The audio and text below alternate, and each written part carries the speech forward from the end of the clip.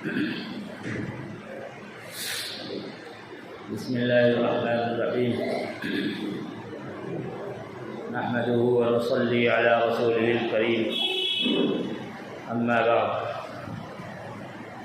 فأعوذ بالله من الشيطان الرجيم بسم الله الرحمن الرحيم مثل الذين ينفقون أموالهم في سبيل الله كمثل حبة أنبتت 7 سنابل في كل سنبلة 100 حبة والله يضاعف لمن يشاء والله واسع عليم صدق الله العظيم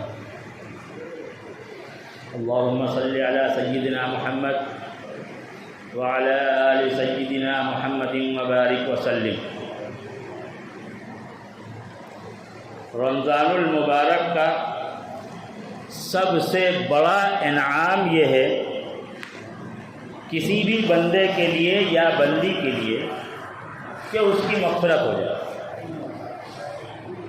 مغفرت سے بڑا کوئی انعام نہیں، حتیٰ کہ وہ گنہگار لوگ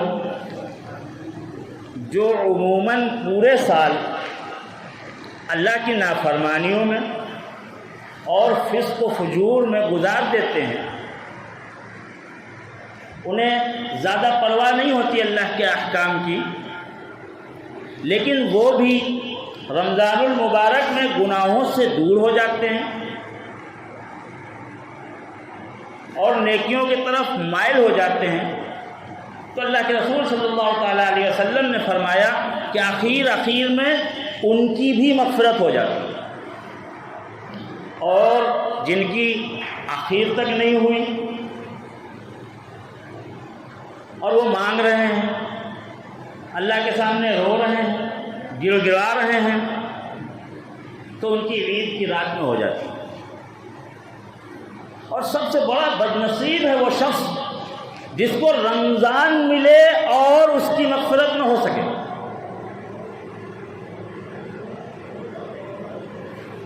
کہ جیسے کسی تاجر کا کام اگر سیزن میں بھی نہیں چلے گا تو کب چلے گا؟ سیزن کا تو انتظار ہوتا ہے۔ رمضان المبارک اللہ کی رحمت کا اور مغفرت کا سیزن ہے۔ ام المومنین سیدہ عائشہ صدیقہ رضی اللہ تعالی عنہا نے جب حضور پاک صلی اللہ تعالی علیہ وسلم سے لیلۃ القدر کی فضیلتیں سنی، لیلۃ القدر جس کو ہم اپنی زبان میں شب قدر کہتے ہیں، اللہ تبارک و تعالی ہم سب کو شب قدر کی مقبول عبادتیں نصیب فرمائے۔ تو حضرت عائشہ صدیقہ رضی اللہ تعالی عنہا نے رسول اکرم صلی اللہ تعالی علیہ وسلم سے جب لیلۃ القدر کی فضیلتیں سنی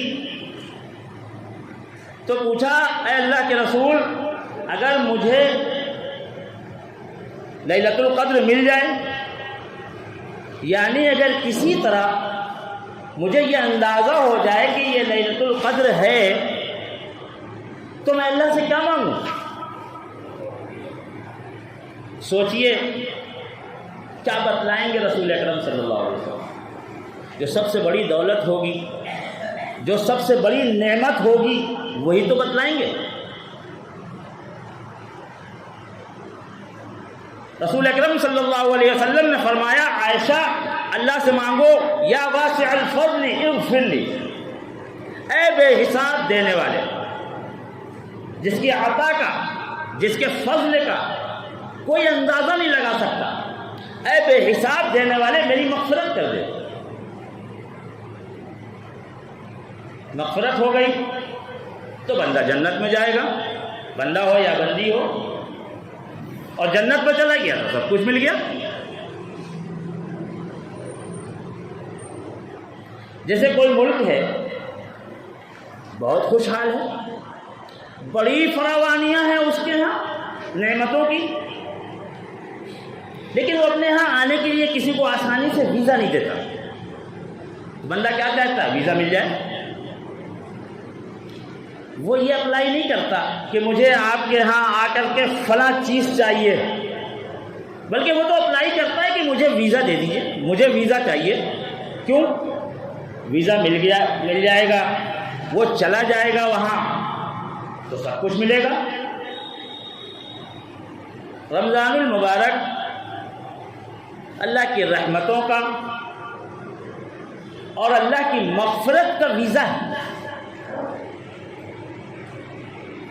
لیکن دوستو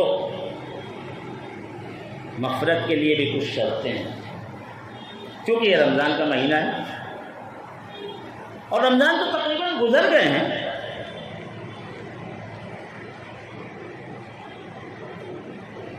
ہم اللہ سے امید کرتے ہیں اور اللہ سے دعا کرتے ہیں کہ رمضان میں جو بھی ٹوٹی پھوٹی عبادتیں ہم سے ہو سکیں، جو بھی کمزور عبادتیں ہم سے ہو سکیں، اللہ اس میں بھرپور اجر عطا فرما دیجئے۔ اللہ تبارک و تعالی نے ایمان والوں کو کچھ خاص راتیں عطا فرمائی ہیں، کیونکہ اللہ جانتے ہیں کہ میں نے اپنے بندوں کو عمریں بہت کم دی ہیں اور کام بہت لمبا ہے، سفر بہت لمبا ہے، بہت زیادہ تیاریوں کی ضرورت ہے، اور یہ اس چھوٹی سی عمر کے اندر اتنی تیاری نہیں کر سکتے۔ تو اللہ تبارک و تعالیٰ نے ایمان والوں کے ساتھ خاص معاملہ فرمایا۔ اللہ چاہتے تو جس طرح سے ایک نیکی کے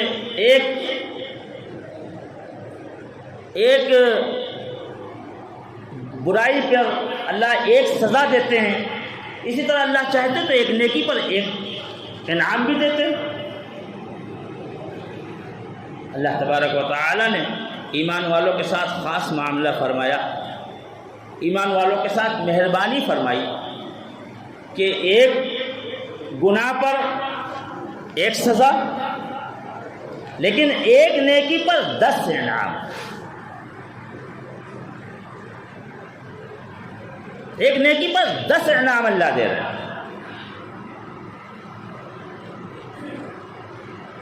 کہ جیسے کسی کی 70 سال کی عمر ہے اور اس نے اس 70 سال کی عمر میں اپنی پوری زندگی نیکیوں میں اور تقوی میں گزار دی، اس کو 10 سے ضرب دے دی۔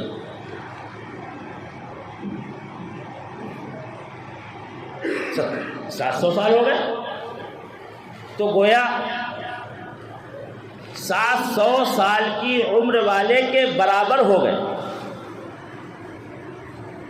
اتنے پر اکتفا نہیں کیا اللہ نے، یوں فرمایا کہ ہم 700 تو یوں فرمایا ہم 10 گنا تو کم سے کم دیتے ہیں، اور جتنی محبت ہوگی اللہ کے لیے ہمارے دل میں، اللہ فرماتے ہیں جتنی محبت ہوگی، جتنا ہم سے ملاقات کا یقین ہوگا، جتنا آخرت کا استحضار ہوگا، اور اس سب کے نتیجے میں اعمال کے اندر جتنا اخلاص ہوگا، تو اللہ اس 10 کو ملٹیپلائی کرتے ہیں۔ مال چونکہ انسان بڑی محنت سے کماتا ہے، بہت مشکل سے مال ہاتھ آتا ہے، اور اللہ تبارک و تعالی نے دنیا کا نظام اپنے حکمت سے ایسا بنایا ہے کہ ہر چیز کو مال کے ساتھ مشروط کر دیا۔ گھر بنانا ہے تو مال چاہیے، گاڑی لانا ہے تو مال چاہیے، کھانے کے لیے کچھ سامان لانا ہے تو پیسہ چاہیے۔ الغرض دنیا کے ہر کام کے لیے انسان کو پیسے کی ضرورت ہے، اس لیے پیسے سے محبت ہوتی ہے۔ پتہ نہیں کب کیا ضرورت پیش آ جائے، اس کے لیے وہ بچا کر کے رکھتا ہے۔ اللہ تبارک و تعالیٰ کہتے ہیں کہ جب کوئی بندہ میری رضا کے لیے، مجھے خوش کرنے کے لیے اپنا مال خرچ کرتا ہے، تو میں اس کو صرف 10 نہیں دیتا، ایک کے بدلے میں 10 نہیں دیتا، بلکہ ایک کے بدلے میں 700 دیتا ہوں۔ ارشاد فرمایا مثل الذین ينفقون اموالهم فی سبیل اللہ کمثل حبۃ انبتت 7 سنابل فی کل سنبلۃ 100 حبۃ. جب کوئی بندہ اللہ کی رضا کے لیے مال خرچ کرتا ہے، اپنا پیسہ خرچ کرتا ہے، تو اس کی مثال ایسی ہے کہ جیسے کسی کسان نے زمین میں ایک دانہ بویا، اس سے جو پودا نکلا اس میں 7 بالیاں نکلی، ہر بالی کے اندر 100 دانے ہیں، تو 700 ہو گئے. اور اتنے ہی پر اکتفا نہیں کیا اللہ نے، آگے فرمایا واللہ یضاعف لمن یشاء، اور ہم جس کے لیے چاہتے ہیں اس کو دگنا کر دیتے ہیں. علماء فرماتے ہیں اللہ کے لیے، اللہ کی جتنی محبت دل میں ہوتی ہے اللہ اس کے لیے اس کو ڈبل کرتے جاتے ہیں، یعنی 700 کو 1400 کر دیتے ہیں، اور دل میں محبت ہے اللہ کی 2800 کر دیتے ہیں، اور دل میں اللہ کی محبت ہے 2800 کو 6400 کر دیتے ہیں. انسان کا حساب فیل ہو جائے گا، اللہ ڈبل کرتے جاتے ہیں. اور اتنے ہی پر بس نہیں کیا اللہ کے ہاں بعض بندے ایسے آئیں گے جن کے پاس اجر کے پہاڑ ہوں گے، وہ کہیں گے، وہ حیرت سے دیکھیں گے اللہ یہ میری کس نیکی کا بدلہ ہے. اللہ کہیں گے یہ تم نے جو صدقہ کیا تھا اس کا بدلہ ہے. بندہ کہے گا اللہ میں نے تو اپنی پوری زندگی میں بھی اتنا نہیں کمایا تھا، میں نے جو کمایا اس سے میں نے اپنے اوپر خرچ کیا، اپنے بال بچوں پر خرچ کیا، میں نے گھر بنایا، میں نے گاڑی لی، اور اللہ میں نے اپنے بچوں کو پڑھایا. اس کے بعد جو کچھ میرے پاس بچا کچھ میں نے آپ کے راستے میں آپ کو خوش کرنے کے لیے بھی خرچ کیا. اتنا تو میں نے ٹوٹل اپنی زندگی کے اندر کمایا بھی نہیں، اتنا صدقہ میں نے کب کر دیا. اللہ فرمائیں گے میرے بندے تو نے صدقہ تو کیا تھا اپنی حیثیت کے مطابق، لیکن تیرے دل میں میرے لیے جو محبت تھی وہ اتنی تھی کہ اگر میں تجھے اس سے بھی زیادہ مال دیتا تو تو میرے راستے میں اس سے بھی زیادہ صدقہ کرتا، اس لیے میں نے اس کو بڑھا کر کے اتنا کر دیا. عربوں میں گھوڑوں کی بڑی اہمیت تھی. عرب گھوڑوں کو بہت اہتمام سے پالتے تھے کہ یہ بڑے ہوں گے سواری کے لیے کام آئیں گے. عربوں کے ہاں گھوڑوں کی وہی اہمیت ہوتی تھی جو ہمارے یہاں گاڑی کی ہوتی ہے، ہمارے یہاں کار کی ہوتی ہے، کہ ہم میں سے ہر شخص اپنی گاڑی کو کتنے اہتمام کے ساتھ صاف کرتا ہے، کتنے سنبھال کر کے رکھتا ہے کہ گاڑی نہیں ہوگی تو کام نہیں چلے گا. حضور پاک صلی اللہ تعالی علیہ وسلم نے صحابہ کرام سے فرمایا کہ جب تم لوگ صدقہ کرتے ہو تو اللہ تبارک و تعالی تمہارے صدقے کو اس طرح سے پالتے ہیں جیسے تم اپنے گھوڑے کے بچوں کو پالتے ہو اور پال کر کے بڑا کرتے ہیں. یہ اللہ کا خاص کرم ہے، کیونکہ اللہ تبارک و تعالی ایمان والے بندوں کی اور ایمان والے بندیوں کی مغفرت کرنا چاہتے ہیں. اتنے ہی پر بس نہیں کیا اللہ نے رمضان کا مہینہ دیا، اور اس رمضان کے مہینے میں ایک ایک نیکی کا اجر دوسرے دنوں کے مقابلے میں بہت بڑھا دیا. جیسے بارش ہوتی ہے، رم جھم بارش ہوتی ہے، چاروں طرف ہریالی پھیل جاتی ہے.